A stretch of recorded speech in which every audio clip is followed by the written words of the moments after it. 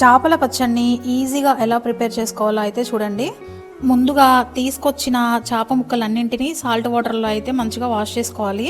తర్వాత అందులో పెద్ద ముక్కలు ఏవైతే ఉన్నాయో తలకాయ, తోక ఇలాంటి పెద్ద ముక్కలు ఏమన్నా ఉంటే వీటిని సపరేట్ చేసేసుకోవాలి. ఈ పెద్ద ముక్కలతో పులుసు చేసుకుంటే చాలా బాగుంటుంది.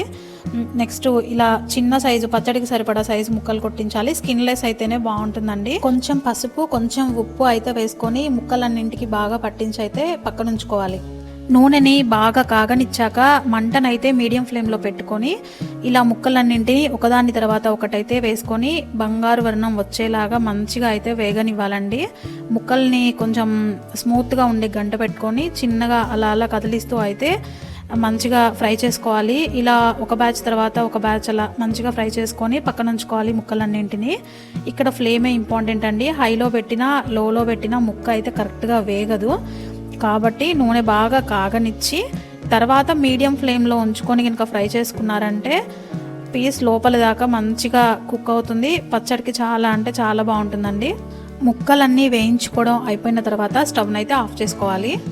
ఈ వేడిగా ఉన్న నూనెలోనే కారం, ఉప్పు, పసుపు, ధనియాల పౌడరు, వెల్లుల్లి ముద్ద వేసుకొని అయితే బాగా కలుపుకోవాలండి. వెల్లుల్లి వేసిన క్లిప్ అయితే మిస్ అయింది.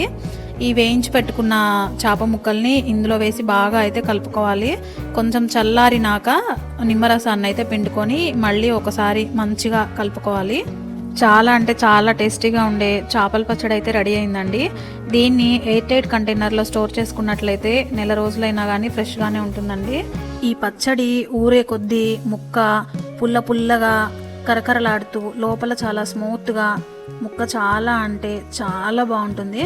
అంతా కంప్లీట్ అయినాక లాస్ట్లో కొంచెం అన్నం వేసుకొని కలుపుకొని తింటే వచ్చే ఫీలే వేరండి. నాకేనా, మీకు కూడా ఉందా ఈ అలవాటు?